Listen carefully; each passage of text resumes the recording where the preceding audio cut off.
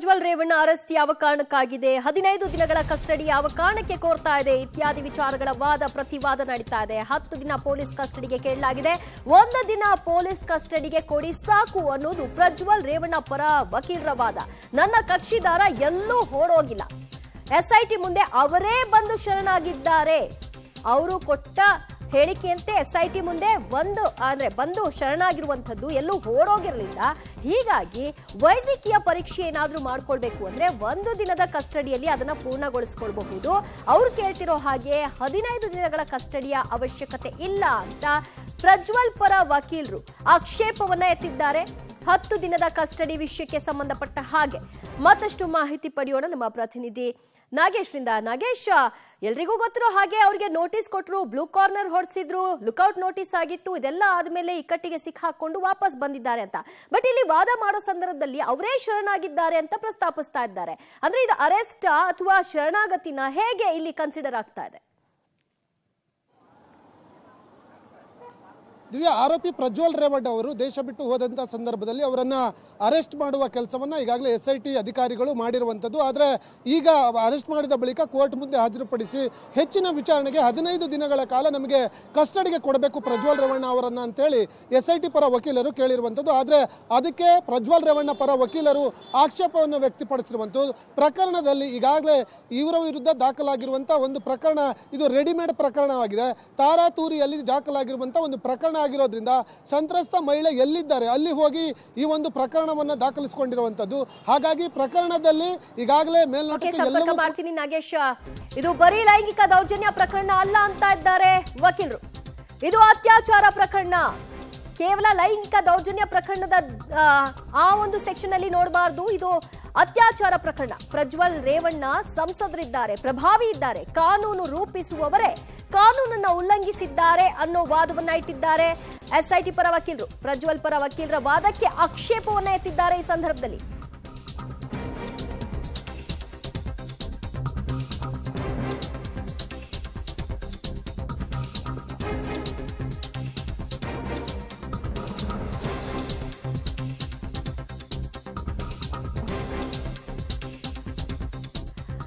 Notice ಕೊಟ್ಟ ಬಳಿಕ ಅತ್ಯಾಚಾರ ಪ್ರಕರಣವನ್ನ 376 ಆ ಸೆಕ್ಷನ್ ಅನ್ನ ದಾಖಲು ಮಾಡಿರೋದಾ ಈಗಂತ ಜಡ್ಜ್ ಪ್ರಶ್ನೆ ಮಾಡಿದ್ದಾರೆ. ಇದೊಂದು ಗಂಭೀರ ಪ್ರಕರಣ, ಕೊನೆಯ ಉಸಿರು ಇರೋವರೆಗೂ ಶಿಕ್ಷೆ ಕೊಡಬೇಕಾದಂತಹ ಗಂಭೀರ ಪ್ರಕರಣ ಇದು.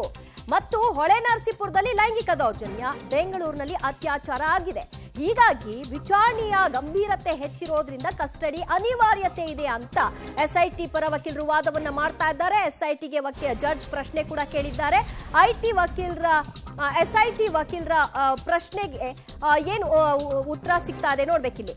ಅತ್ಯಾಚಾರ ಆಗಿರೋದು ಬೆಂಗಳೂರಿನಲ್ಲಿ, ಲೈಂಗಿಕ ದೌರ್ಜನ್ಯ ಆಗಿರೋದು ಹೊಳೆನರಸೀಪುರದಲ್ಲಿ. ಹಾಗಾಗಿ ಪ್ರಕರಣದ ತನಿಖೆಯನ್ನ ನಡೆಸಬೇಕಾಗಿದೆ ಅಂತ ಕೂಡ ಹೇಳಿದ್ದಾರೆ. ಮತ್ತಷ್ಟು ಮಾಹಿತಿ ಕೊಡ್ತಾರೆ ನಮ್ಮ ಪ್ರತಿನಿಧಿ ನಾಗೇಶ್. 376 ದಾಖಲಾಗಿದ್ರ ಬಗ್ಗೆ ಇಲ್ಲಿ ಜಡ್ಜ್ ಒಂದು ಪ್ರಶ್ನೆ ಮಾಡ್ತಾರೆ. ನೋಟಿಸ್ ಕೊಟ್ಟ ಬಳಿಕ ಈ ಕೇಸನ್ನ, ಈ ಸೆಕ್ಷನ್ ಅನ್ನ ಹಾಕಲಾಗಿದೆಯಾ ಅಂತ, ಅದಕ್ಕೇನು ಉತ್ತರ ಸಿಕ್ಕಿದೆ?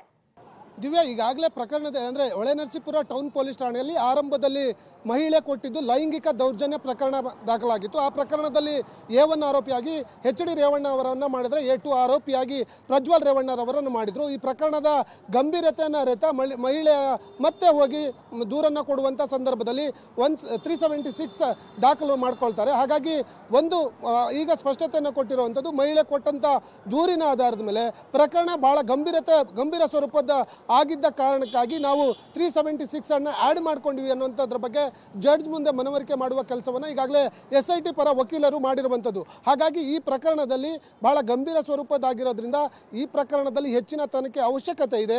ಹಾಗಾಗಿ ನಮಗೆ ಪ್ರಜ್ವಲ್ ರೇವಣ್ಣ ಅವರನ್ನು 15 ದಿನಗಳ ಕಾಲ ಕಸ್ಟಡಿಗೆ ಕೊಡಬೇಕು ಅನ್ನುವಂಥ ನಿಟ್ಟಿನಲ್ಲಿ ಈಗ ಮನವಿಯನ್ನು ಮಾಡಿಕೊಂಡಿರುವಂಥದ್ದು. ಆದರೆ ಪ್ರಜ್ವಲ್ ರೇವಣ್ಣ ಪರ ವಕೀಲರು ಇದನ್ನು ಆಕ್ಷೇಪ ವ್ಯಕ್ತಪಡಿಸಿರುವಂಥದ್ದು.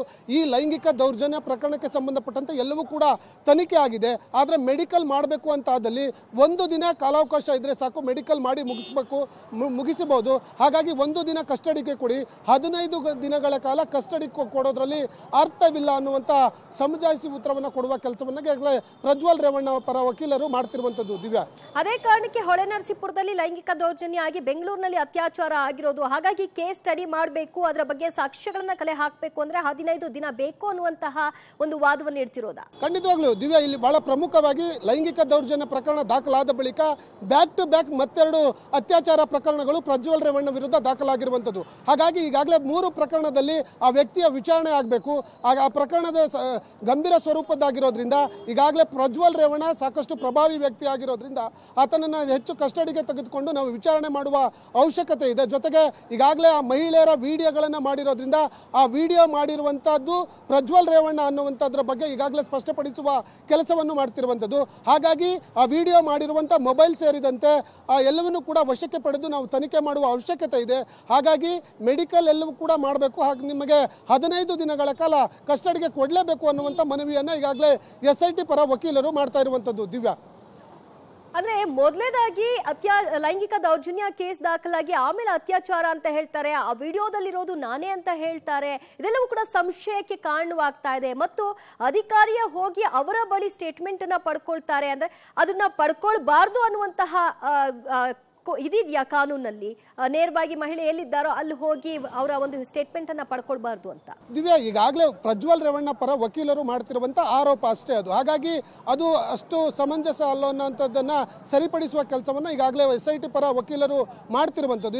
ಯಾಕಂದ್ರೆ ಅತ್ಯಾಚಾರ ಪ್ರಕರಣದಲ್ಲಿ ನೊಂದಿರುವಂತ ಮಹಿಳೆ ಇರುವಂತ ಸ್ಥಳದಲ್ಲಿ ಹೋಗಿ ಸ್ಟೇಟ್ಮೆಂಟ್ ಮಾಡೋದ್ರಲ್ಲಿ ಯಾವುದೇ ರೀತಿಯ ತಪ್ಪಿಲ್ಲ. ಯಾಕಂದ್ರೆ ಆ ಮಹಿಳೆ ಸಾಕಷ್ಟು ನೊಂದಿರ್ತಾಳೆ, ಸ್ಟೇಷನ್ಗೆ ಬಂದು ಕಂಪ್ಲೇಂಟ್ ಕೊಡುವ ಮಟ್ಟಕ್ಕೂ ಇರೋದಿಲ್ಲ ಅನ್ನುವಂಥ ಸಂದರ್ಭದಲ್ಲಿ ಹೋಗಿ ಅಲ್ಲಿ ಸ್ಟೇಟ್ಮೆಂಟ್ ಮಾಡ್ಕೊಳ್ಬಹುದಾದಂಥ ಅನಿವಾರ್ಯತೆ ಕೂಡ ಇರುವ ಸಾಧ್ಯತೆಗಳು ಇರುತ್ತೆ. ಹಾಗಾಗಿ ಪೊಲೀಸರು ಅಲ್ಲಿಗೆ ಹೋಗಿ ಸ್ಟೇಟ್ಮೆಂಟ್ ಮಾಡಿದ್ರು ಕೂಡ ಈಗಾಗಲೇ ಅವರು ಪರ ವಕೀಲರು ಅದನ್ನು ಆಕ್ಷೇಪ ವ್ಯಕ್ತಪಡಿಸೋದ್ರಲ್ಲಿ ಅರ್ಥ ಇಲ್ಲ ಅನ್ನುವಂಥದ್ದನ್ನು ಗಮನ ಹರಿಸುವ ಕೆಲಸವನ್ನು ಈಗಾಗಲೇ SIT ಪರ ವಕೀಲರು ಮಾಡ್ತಿರುವಂಥದ್ದು. ಹಾಗಾಗಿ ಲೈಂಗಿಕ ದೌರ್ಜನ್ಯದ ಜೊತೆಗೆ ಈಗಾಗಲೇ ಮತ್ತೆರಡು ಅತ್ಯಾಚಾರ ಪ್ರಕರಣಗಳು ಪ್ರಜ್ವಲ್ ರೇವಣ್ಣ ವಿರುದ್ಧ ದಾಖಲಾಗಿರೋದ್ರಿಂದ ಅವೆಲ್ಲ ಪ್ರಕರಣಗಳನ್ನು ಬಹಳ ಸಂಪೂರ್ಣವಾಗಿ ತನಿಖೆ ಮಾಡುವ ಅನಿವಾರ್ಯತೆ ಇದೆ ಅನ್ನುವಂಥ ಮನವರಿಕೆಯನ್ನು ಮಾಡಿಕೊಡುವ ಕೆಲಸವನ್ನು ಈಗ SIT